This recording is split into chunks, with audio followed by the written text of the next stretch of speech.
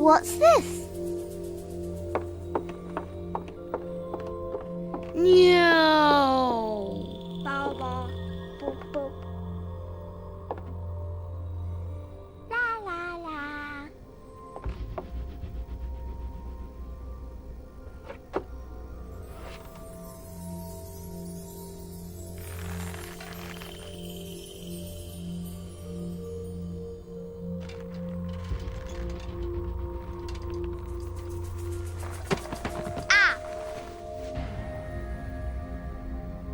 Ooh.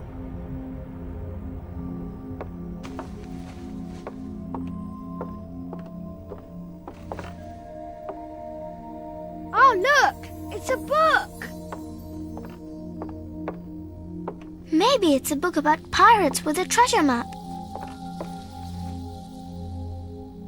No, I don't think so. I wish that I had seen through all your lies. Oh, start from the beginning, not the middle. And so I decided to pick up my pen to relate the most disturbing episode of my life thus far. It all began early one morning in 1898, when Sherlock Holmes invited me to accompany him on a visit to the Marquis of Conyngham.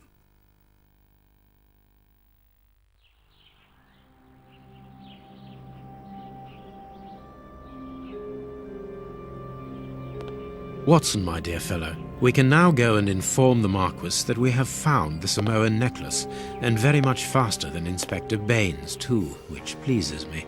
Have you really solved the theft, Holmes? And so quickly? I have indeed, Watson, and believe me, it was completely unnecessary to spread out all over London, as our friend Baines thought was best. He likes to boast that his methods are equal to mine, but once again the outcome has contradicted him. After all these years of accompanying you upon your investigations, I thought that by now I should be reasonably capable of following your train of thought. But in this particular case, I must admit that I don't understand anything at all.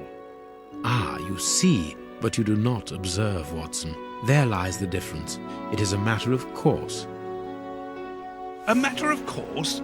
In the middle of the night, when everyone is fast asleep, the service bell within that room rings out and alerts the servants.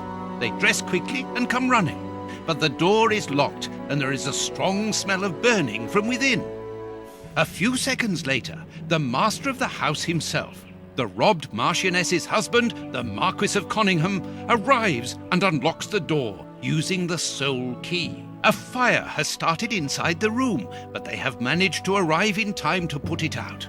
It is at that moment that the Marquis realizes that the famous Samoan necklace, which had been safe within its glass cabinet only a few hours earlier, has now disappeared. In order to explain, let us confirm my theory before the arrival of Inspector Baines.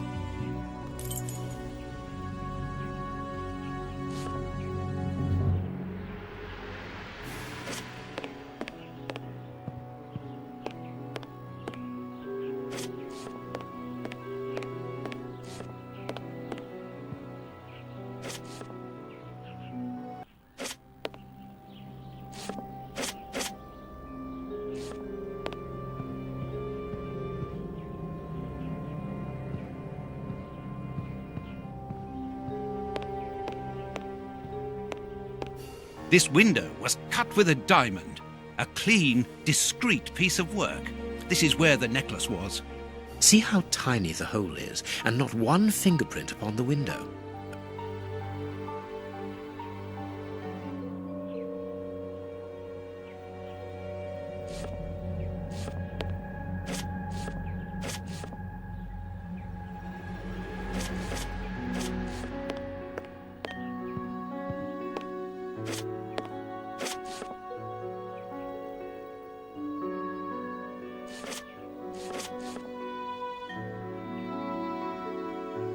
A mark undoubtedly made by a diamond. Someone tried to cut the glass, but he was interrupted.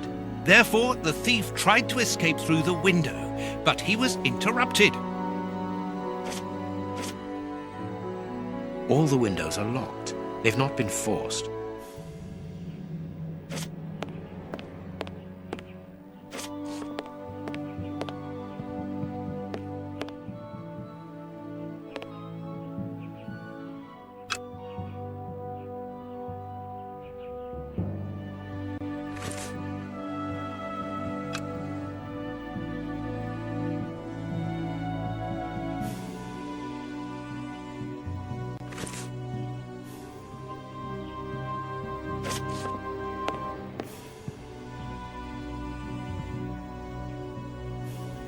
Let us examine the crumpled scores that have fallen off the piano.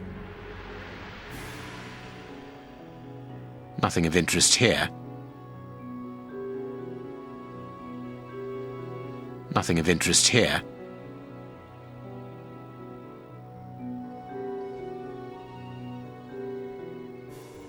These sooty prints were left by a tiny hand. I don't understand why these music scores are covered with soot.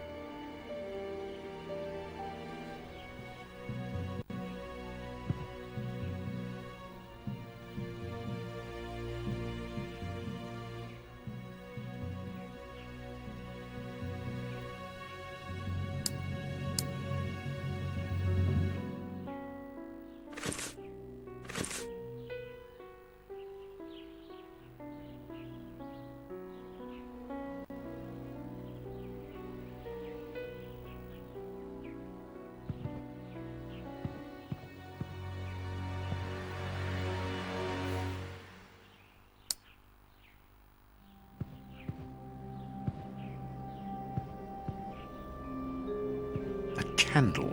It must have fallen from the chandelier. Not very well kept, this aquarium. I can see a dead fish floating on the surface.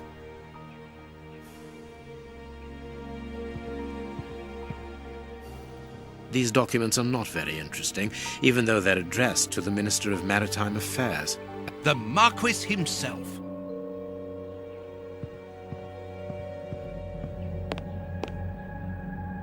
Strange. There are some objects here that have been knocked over.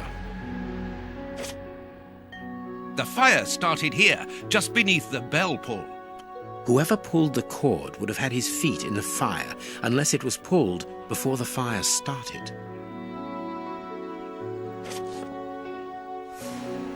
Heading towards his chosen escape route, probably the window, the thief knocked over the stool, which then caught fire. But why didn't he try to put the fire out at once? Footprints. You are not going to get on your knees to examine them. There is no need. It is soot. The servants must have trodden in it while they were putting out the fire.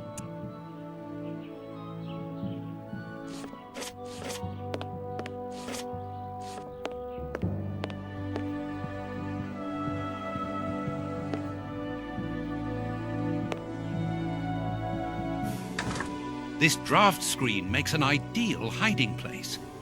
As the theft was committed at night, I conclude that the thief hid himself behind the draft screen and waited until he was alone in the room. Strange. There aren't any prints, yet I'm sure that the thief hid here.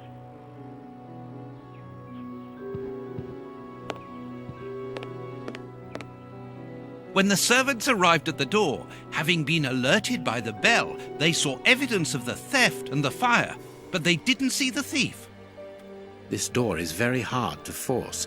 The Marquis is the only person to have the key. The thief could not get out through here until eventually, when the door was opened by the servants.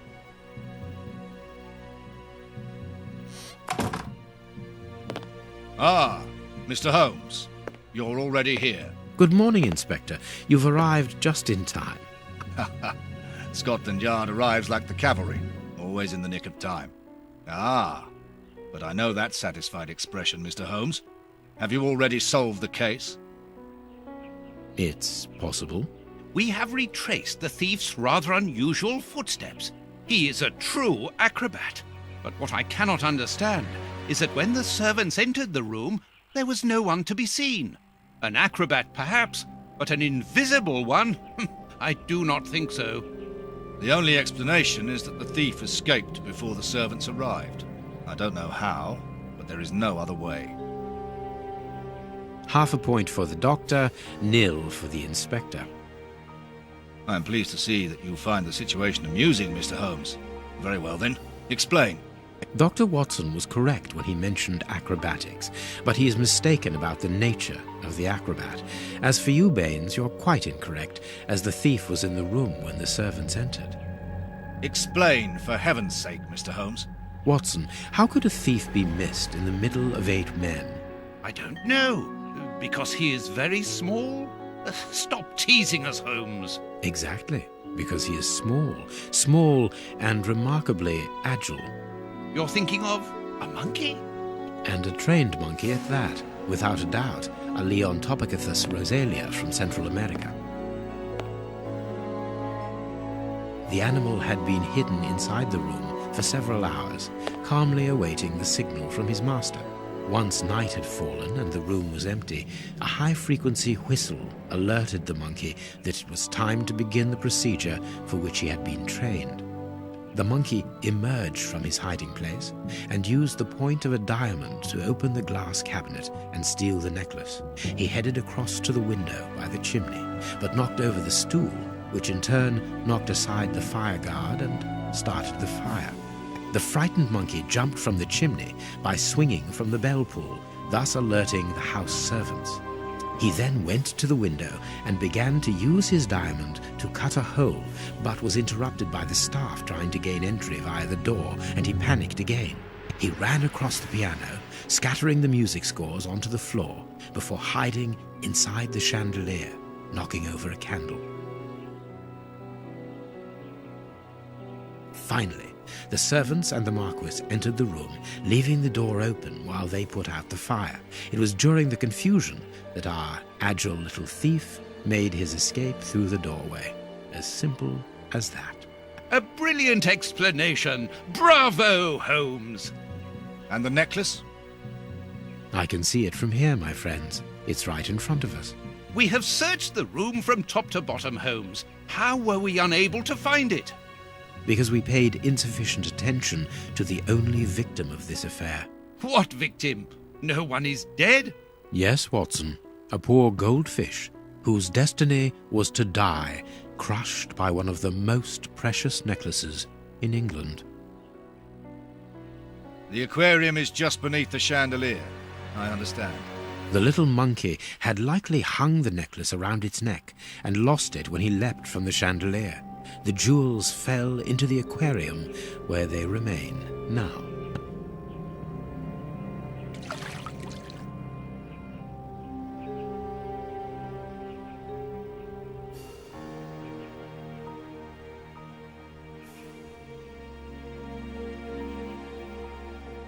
Marquis, here is your necklace, intact, just a little wet.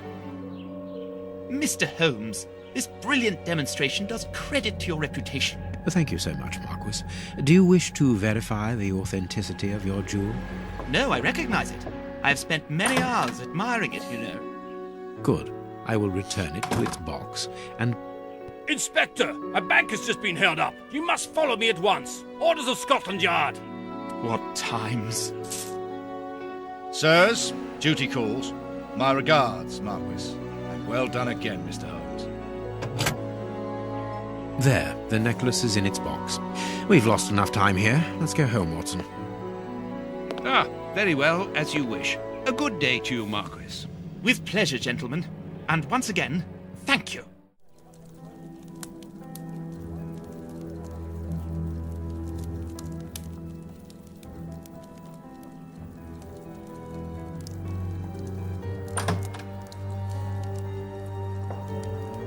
This morning's newspaper. Holmes, have you read this article about you? No, Watson, not yet, and I won't have time to. Read it before you leave. It's outrageous. If you insist.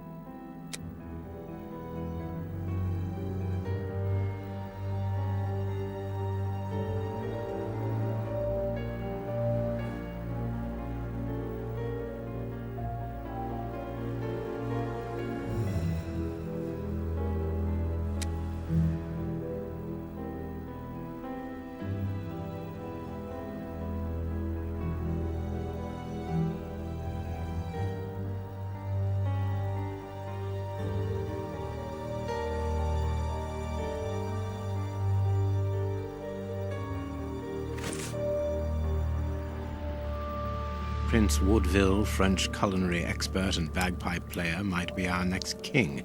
That's not so shocking, my dear fellow. You know exactly to which article I'm referring, Holmes. How can Farley dare to tarnish your reputation like that? You know, Watson, that wherever glory walks, jealousy is bound to follow. As for the forgery of the necklace, I suspect that we shall soon be enlightened in this regard. Come in, Inspector Baines. The door's open. Ah, Mr. Holmes. How did you know I was here? You are one of our rare visitors who avoids the second-to-last step of the stairs, which creaks dreadfully. And if I add the clinking of the handcuffs at your belt, to what do we owe the pleasure of your visit, Inspector? Have you read that rag? Inspector, can you explain this slander? Has the necklace of the Samoas really been replaced by a fake? I don't know how the reporter got hold of the information, but it's true. About the necklace, of course. I wouldn't permit myself to question the integrity and honesty of Mr. Holmes. The necklace is a forgery? Impossible! I saw the Marquis authenticated before my very eyes, before Holmes returned it to its place. Mr. Holmes, the Marquis believes Osmond Farley's theory. I shouldn't be surprised if the reporter isn't behind all this slander about you. He's a freelancer, well known for his explosive and subjective articles. In any case, the Marquis assures us that you were the last person to have the necklace in your hands. Let's return to the Marquis's house, Holmes. I'm sure that we'll have no trouble in taking apart this theory. It is unnecessary. Such allegations collapse on their own, like one of Mrs. Hudson's soufflés. Let us leave the police to solve this problem and turn our attention to the matters in hand. Perhaps you are right, Holmes.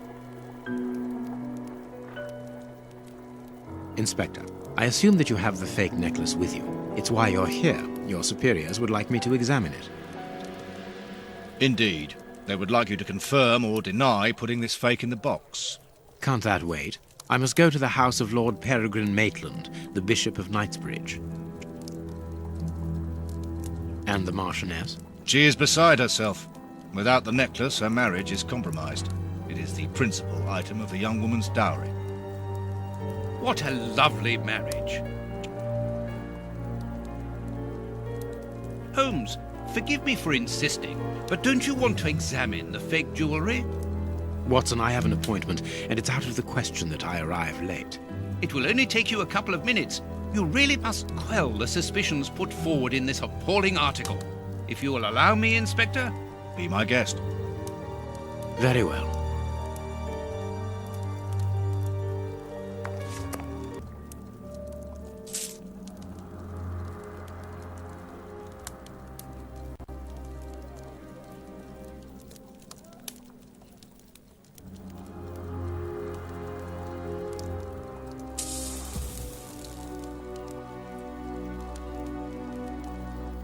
These 3 pearls are of poor quality.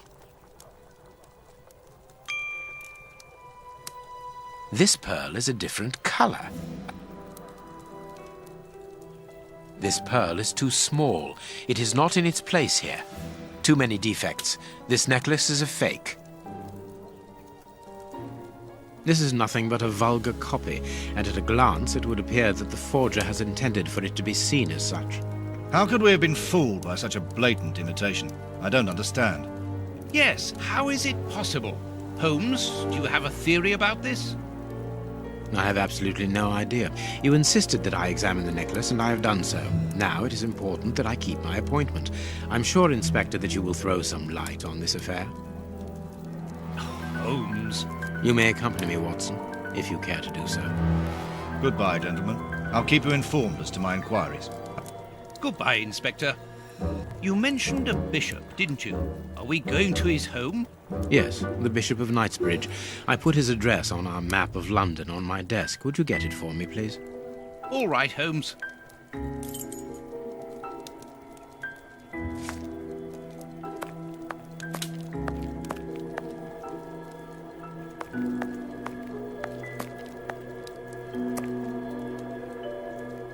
I have found your map. Find the address of the Bishop of Knightsbridge on the map, and let's go.